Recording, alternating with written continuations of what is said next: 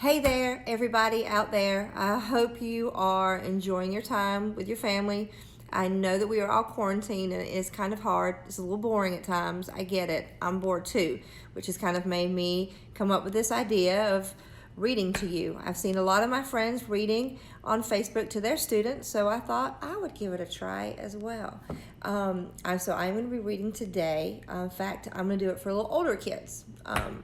I've always taught middle school, so I like those older kids, but we're going to read a chapter book, and we're going to do one chapter a day.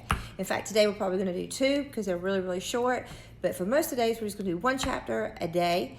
And this book, I know I haven't told you what it is yet, but this book is written by one of my favorite children's authors. He's a very funny, humorous guy, and I feel like that is what we need right now. We need a little bit of humor in our daily lives to get away all this boredom, okay?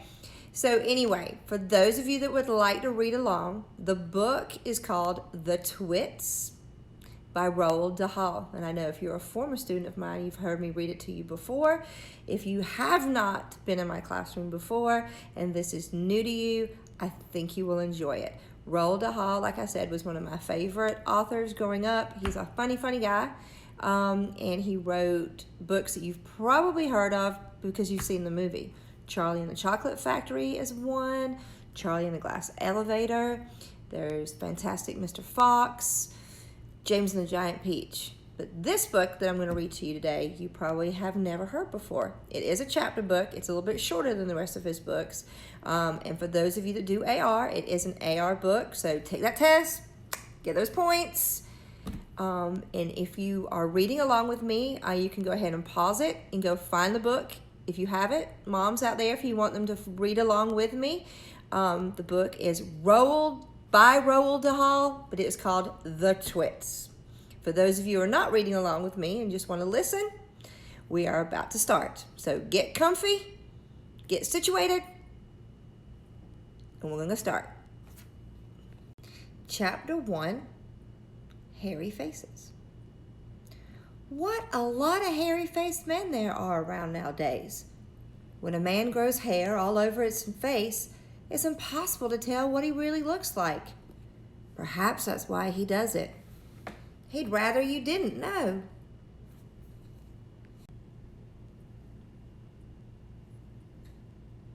Then there's the problem of washing. When the very hairy ones wash their faces, it must be as big a job as when you and I wash the hair on our heads. So what I want to know is this. How often do these hairy-faced men wash their faces? Is it only once a week, like us, on Sunday nights? And do they shampoo it? Do they use a hairdryer? Do they rub hair tonic in it to stop their faces from going bald? Do they go to a barber to have their hairy faces cut and trimmed? Or do they do it themselves in front of a bathroom mirror with scissors?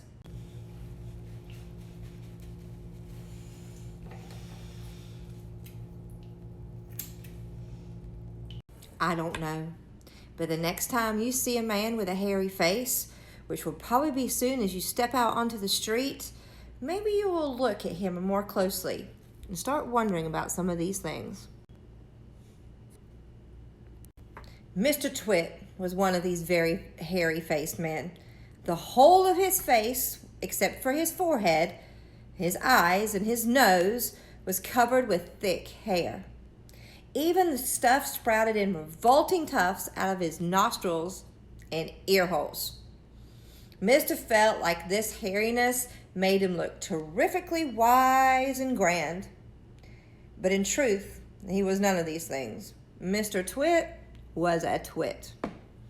He was born a twit, and now at the age of 60, he was a bigger twit than ever. The hair on Mr. Twit's face did not grow smooth and matted as it does on most hairy-faced men. It grew in spikes that stuck out straight like the bristles of a nail brush.